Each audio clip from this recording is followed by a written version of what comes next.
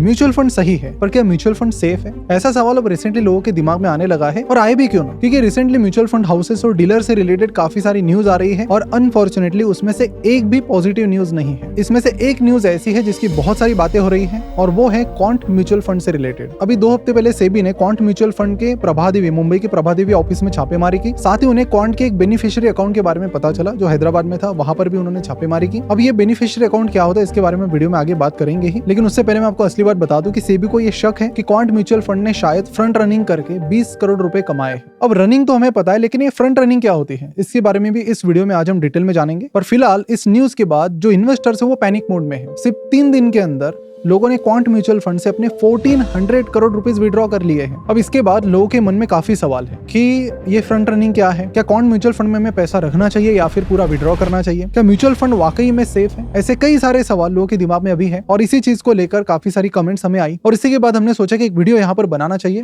ताकि हम सारे इन्वेस्टर्स को एजुकेट कर पाए कि आखिर ये मामला क्या है और इसका सोल्यूशन क्या है, और आपको क्या है, पैसे रखने हैं नहीं रखने हैं, उसके बारे में भी आपको वीडियो के एंड तक पता चल जाएगा। नमस्कार, मैं प्रसाद आपका आज के इस वीडियो में स्वागत करता हूँ। तो पहले बात करते हैं फ्रंट रनिंग के बारे में कि फ्रंट रनिंग आखिर होती क्या है। तो फ्रंट रनिंग को समझने के लिए हमें म्यूचुअल फंड के स्ट्रक्चर को समझना पड़ेगा। तो मोटा मोटी अगर आपको बता दो तो म्यूचुअल फंड जो कंपनी है, म्यूचुअल फंड हाउस है, उसमें 3 मेन सेगमेंट्स आती है। पहला होता है फंड मैनेजर। फंड मैनेजर मतलब वो व्यक्ति जो डिसाइड करता है कि कौन से शेयर्स खरीदने हैं, कब खरीदने हैं, कौन से बेचने और कब बेचने। अगर वो इक्विटी म्यूचुअल फंड्स है तो, अगर डेट म्यूचुअल फंड है तो कौन सा बॉन्ड खरीदना है, कब खरीदना है, कब बेचना है वगैरह। दूसरा होता है डीलर। डीलर का काम ये होता है कि फंड मैनेजर ने जो भी स्टॉक्स खरीदने बोला है उनका एग्जीक्यूशन करवाना, या भी जो स्टॉक बेचने बोला है उनका एग्जीक्यूशन करवाना। और तीसरा होता है ब्रोकर। तो डीलर क्या करता है, ऑर्डर प्लेस करने के लिए ब्रोकर को देता है, और फिर फाइनली ब्रोकर वो ऑर्डर प्लेस करता है। अब देखिए, जब भी म्यूचुअल फंड किसी कंपनी का शेयर खरीदता है, जैसे XYZ कंपनी का शेयर खरीदता है, तो बहुत बड़ी मात्रा में, क्योंकि पैसा बहुत बड़ा है उनके पास, इतनी बड़ी मात्रा में जब वो शेयर्स खरीदेंगे तो जाहिर सी बात है कि शेयर प्राइस थोड़ी बहुत बढ़ जाएगी, 1%, 2%, 2.5%। अब ये जो चीज है ये म्यूचुअल फंड मैनेजर्स, डीलर्स और ब्रोकर्स तीनों भली भांति जानते हैं, और यहाँ पर रिस्क भी कुछ नहीं है। ऑफकोर्स सिंपल सी बात है कि डिमांड अचानक से बढ़ जाएगी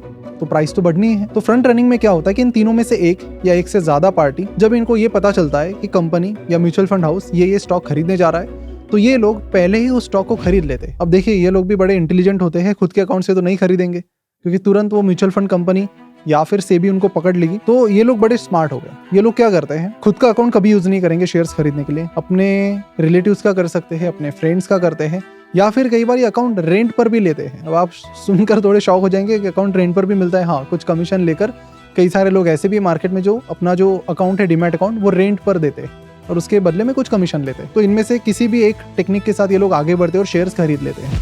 पहले ही शेयर्स खरीदने के बाद फिर जो म्यूचुअल फंड हाउस की जो ऑर्डर है उसे प्लेस करेंगे। ऑफ कोर्स इतनी बड़ी ऑर्डर प्लेस होने के बाद शेयर प्राइस 1, 2, 2.5% ऊपर चली जाएगी। जैसे ही प्राइस ऊपर चली जाएगी, शेयर्स बेच के एग्जिट कर लेंगे। तो श्योर शॉर्ट तरीका है प्रॉफिट कमाने का, क्योंकि प्राइस ऊपर ही जानी है। जस्ट फ्यू सेकंड्स या मिनट्स पहले ये खरीद लेते हैं, प्राइस ऊपर गई तुरंत बेच दिया, दैट्स इट। क्यों चौंक गए? तो कई बार इसी तरह की चीजें होती है, और ये जो रेंटेड अकाउंट्स होते हैं ना, इन्हें बेनिफिशियरी अकाउंट कहा जाता है। अब ऐसे ही बेनिफिशियरी अकाउंट के बारे में पता चला है क्वांट म्यूचुअल फंड के केस में, जो हैदराबाद में अभी छापे पड़े हैं, वो उसी सस्पेक्टेड बेनिफिशियरी के लोकेशन पे पड़े हैं। पर सेबी की तरफ से ये अभी तक क्लियर नहीं है कि इसमें फंड मैनेजर शामिल है या डीलर शामिल है या फिर ब्रोकर, कुछ भी क्लियर नहीं है। पर अगर इसमें फंड मैनेजर का नाम सामने आता है तो चीजें काफी सीरियस हो जाएगी। पर आपको बता दूं कि सेबी जनरली किसी भी इन्वेस्टिगेशन को 1-2 साल लगाती है, तो इस चीज पर जो फाइनल से आएगा, फाइनल चीज आएगी, वो 1-2 साल बाद ही पता चलेगी। वीडियो में आगे बढ़ने से पहले मैं आपके साथ एक अपॉर्चुनिटी शेयर करना चाहता हूँ। रिसेंटली हमने अपना एक मेंटरशिप प्रोग्राम अनाउंस किया है। पहले ये बैचेस ऑफलाइन हुआ करती थी, अब पहली ऑनलाइन बैच हम अनाउंस कर रहे हैं, जहां पर आप इन 12 हफ्तों में मेरे साथ सीखेंगे कि किसी कंपनी को कैसे पिक करना है, उसके फाइनेंशियल मॉडल्स कैसे बनाने हैं, उसके बाद DCF मेथड के अनुसार उसका एग्जैक्ट वैल्यूएशन कैसे निकालना है, और उसके बाद अपने इन्वेस्टमेंट डिसीजंस कैसे लेने हैं। ये वही सारे मेथड्स, टेक्निक्स और टूल्स है जो इंडस्ट्री में यूज हो रहे हैं किसी एक्विजिशन के लिए, या फिर किसी मर्जर के लिए, या फिर किसी बड़ी कंपनी में इन्वेस्ट करने के लिए। तो अगर आप शेयर मार्केट में डिटेल में इंटरेस्ट रखते हैं,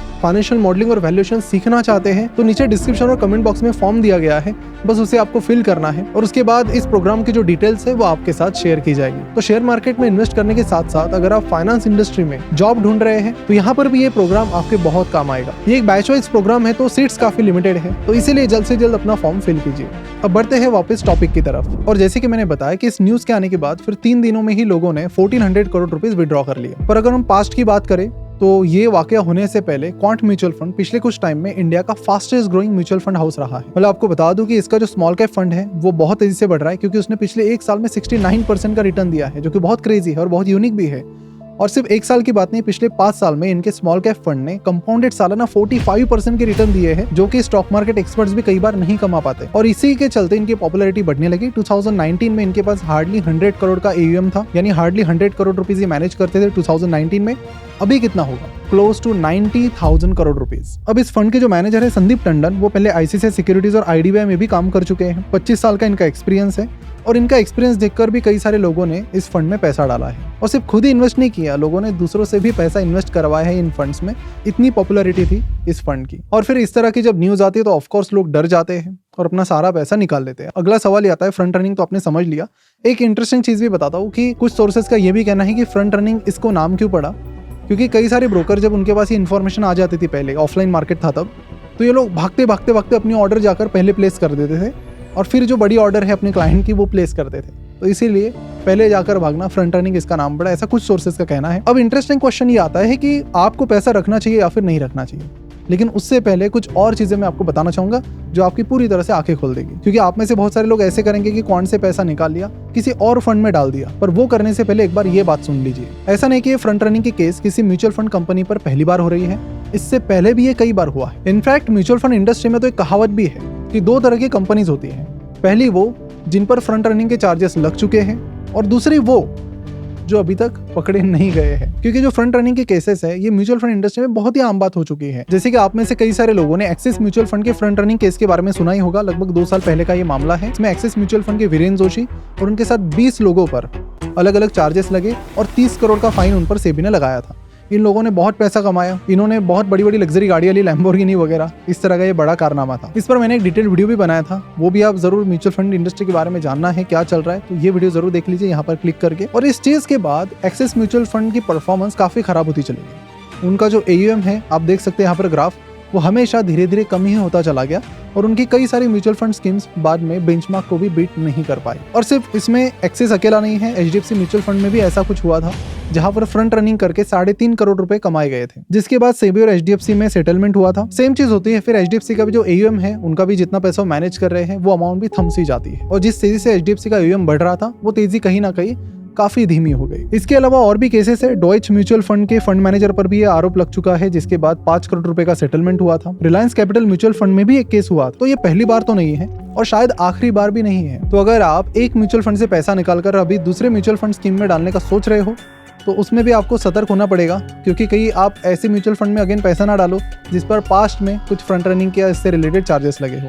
तो क्लीन म्यूचुअल फंड ढूंढना आज की डेट में एक बहुत ही चैलेंजिंग टास्क है। तो आपको ऐसे म्यूचुअल फंड हाउसेस देखने पड़ेंगे जिन पर इस तरह के चार्जेस नहीं लगे हैं। अब ऐसे कई सारे लोग हैं जो पहले HDFC में इन्वेस्ट किया करते थे, HDFC में फ्रंट रनिंग का केस आया, उन्होंने एक्सिस में इन्वेस्ट किया, एक्सिस म्यूचुअल फंड में, वहां पर फ्रंट रनिंग का केस आया, वो लोग अभी क्वांट में चले गए, अभी क्वांट में फ्रंट रनिंग का केस आया, अब लोग कहाँ जाए?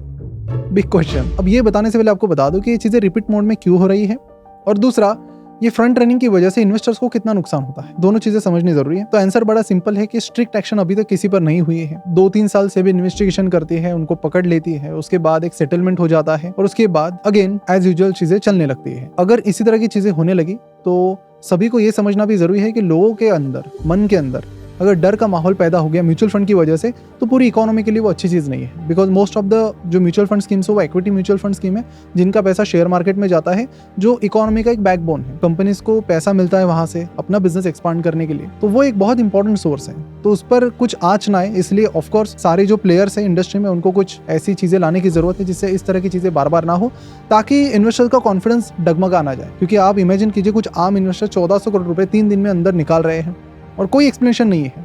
ये वीडियो मुझे लगता है कि आपके लिए एक रहेगा कि ठीक है मेरा पैसा सेफ है कि नहीं, उसके लिए बहुत सारे लोग ये वीडियो देखने आ गए, क्योंकि कोई क्लैरिफिकेशन नहीं है कि क्या इंपैक्ट इस चीज़ का है, कैसे ये होता है, फ्रंट रनिंग क्या होती है। तो आई थिंक इसके बारे में सभी को क्लैरिटी देना जरूरी है। और एक और इंपॉर्टेंट चीज़ आपको बताना चाहूँगा कि फ्रंट रनिंग की वजह से इन्वेस्टर को एज सच कुछ बड़ा लॉस नहीं होता है, but again which is unethical thing, पूरी तरह से इलीगल है। और कई बार ये भी पाया गया है कि म्यूचुअल फंड कंपनी को उसके बारे में नहीं पता कि फ्रंट रनिंग चल रही है और म्यूचुअल फंड कंपनी को ही नहीं पता, ऐसा भी हो सकता है। तो अभी एक चीज तो क्लियर है कि जिस हिसाब से लोगों ने पैसा निकाला है क्वांट से, तो बाकी जो म्यूचुअल फंड हाउसेस है वो भी स्ट्रिक्ट हो जाएंगे डर से, क्योंकि बिजनेस बढ़ाना है तो हमें सारी चीजें बढ़िया रखनी पड़ेगी। तो इसीलिए आप ऐसे म्यूचुअल फंड हाउसेस पिक कर सकते हो जिनके फंड मैनेजर्स अच्छे हो, जिनका ब्रांड नेम आइडेंटिटी अच्छी है। वैसे कहा जाए तो HDFC और एक्सिस भी अच्छे ब्रांड्स ही थे, बट हो गया। तो आई थिंक मोटा मोटी अगर कहा जाए तो म्यूचुअल फंड ओवरऑल आपके पैसों को ज्यादा कुछ यहाँ पर नहीं होगा, क्योंकि सेबी ने कई सारे नेट्स यहाँ पर लगाए हैं टू मेक श्योर कि इन्वेस्टर को, हम जैसे जो आम इन्वेस्टर्स हैं उनको कुछ ना हो, इसके लिए सेबी ने काफी सारे नेट्स लगाए हैं। तो यहाँ पर कुछ बड़ा फ्रॉड होना थोड़ा पॉसिबल नहीं है। अब शेयर मार्केट में जो इंडिविजुअल कंपनीज है, कई सारी कंपनीज होती है, किसी में कुछ होता रहता है, किसी में कुछ होता है, लेकिन उसके कंपेरेटिवली अगर हम म्यूचुअल फंड कंपनीज देखें तो ज्यादा रेगुलेटेड है। तो आपका अगेन फोकस वही होना चाहिए कि अच्छा फंड मैनेजर हो, अच्छी कंपनी हो, उससे आप जुड़ेंगे तो ज्यादा दिक्कतें नहीं होगी। बाकी फ्रंट रनिंग को रोकने वाली चीज है तो वो तो मुझे अभी भी बहुत टफ लगती है। उसे रोकने के लिए क्या कर सकता है सेबी, क्या कर सकता है एमफी, आप कमेंट करके जरूर बताइए। और हाँ, मतलब जितना लोग डर रहे हैं उतना डरने की जरूरत नहीं है। आपके पैसों को ज्यादा कुछ नहीं होगा या पैसे भी डूब नहीं जाएंगे, बिकॉज इस बारे में सेबी काफी स्ट्रिक्ट है। अलग अलग नेट्स उन्होंने लगाए हैं। क्या वो प्रिकॉशंस है जो सेबी ने लगा के रखे हैं, उनके बारे में अगर आपको जानना है तो उसके लिए शायद मुझे एक अलग वीडियो बनाना पड़ेगा जिसमें नेट्स के बारे में जो सेबी ने लगाई है उसके बारे में मैं डिटेल में बात कर पाऊँ। अगर वो चाहते तो आप कमेंट करके जरूर बताइए, उसके बारे में मैं चीजें कवर करने की कोशिश करूंगा। लेकिन ज्यादा डरने की जरूरत नहीं, आप चीजों को थोड़ा ऑब्जर्व कीजिए। और फ्रंट रनिंग में कई बार म्यूचुअल फंड हाउसेस का भी ज्यादा कंट्रोल नहीं होता है, लेकिन अगर उसमें फंड मैनेजर की इन्वॉल्वमेंट है तो वो डेंजरस है। अगर उसमें डीलर की इन्वॉल्वमेंट है, ब्रोकर की इन्वॉल्वमेंट है तो दैट इज फाइन, लेकिन अगर उसमें फंड मैनेजर की इन्वॉल्वमेंट है तो that is most dangerous thing. अगर कंपनी के टॉप मैनेजमेंट की इन्वॉल्वमेंट है तो वो बहुत डेंजरस है। तो अभी तक जो भी चीजें आई है फ्रंट रनिंग के केस में, उसमें एक चीज हाईलाइट करना चाहूंगा, मेजोरिटी केसेस में डीलर ही सामने आए, डीलर लोगों ने कार्यक्रम कर दिया, एक्सिस में भी डीलर ने कर दिया, और डीलर के करने के चांसेस भी ज्यादा होते हैं। तो आई थिंक अगर डीलर करता है तो वो आपके लिए ज्यादा रिस्की नहीं है, ठीक है, you can continue the investment. लेकिन अगर म्यूचुअल फंड मैनेजर है, क्योंकि जैसे मैंने आपको बताया कि कई सारे म्यूचुअल फंड्स का नाम है उसमें, अगर आप फ्रंट रनिंग के बेसिस पे म्यूचुअल फंड सिलेक्ट करेंगे तो बहुत ही कम ऐसे फंड्स हैं जो आपको मिलेंगे बचे हुए, और फ्यूचर में भी अगर उनका भी नाम आ गया तो फिर म्यूचुअल फंड में इन्वेस्ट करना टफ हो जाएगा। तो जहाँ तक रिटर्न्स की बात है, अच्छे रिटर्न्स की बात है, तो गो फॉर फंड मैनेजर। अगर उस फंड मैनेजर का नाम नहीं है फ्रंट रनिंग के केस में, और फिर आप मेक श्योर कीजिए कि उस फंड मैनेजर का कभी किसी चीज़ में नाम ना आया हो। तो ऐसे कई सारे फंड मैनेजर है मार्केट में, कई सारे हैं, ज़्यादा डरिए मत और हौसले के साथ इन्वेस्टमेंट अपनी जारी रखिए। एंड क्वांट के केस में थोड़ा वेट एंड वॉच आपको करना पड़ेगा कि फंड मैनेजर का या फिर कंपनी के जो टॉप मैनेजमेंट के लोग हैं, संदीप टंडन वगैरह, उनका नाम कहीं जुड़ता है कि अगर जुड़ता है तो that would be like a very very red flag. अगर नहीं है और डीलर करता है ये चीज़ तो I think can continue the investment as usual. तो बस यही चीज़ें आप लास्ट में कंक्लूजन में याद रखिए। तो मिलते हैं अगले वीडियो में। आई होप सारी चीज़ आपकी क्लियर हो गई है। आपके जो दोस्त हैं जिन्होंने म्यूचुअल फंड में इन्वेस्ट करते हैं उनके साथ ये वीडियो जरूर शेयर कीजिए, उन्हें भी पता चलेगा फ्रंट रनिंग क्या होती है क्या नहीं, और वो भी समझ पाएंगे कि म्यूचुअल फंड में क्या सही में चीज़ें ज़्यादा रिस्की हो गई। तो म्यूचुअल फंड अभी भी सेफ है, यही कहूँगा मैं कंक्लूजन में, क्योंकि सेबी की नेट्स की वजह से। अगर उसे आपको जानना है तो कमेंट करिए, बात करेंगे उसके बारे में डिटेल में नेक्स्ट वीडियो में। See you soon, thank you so much, bye bye.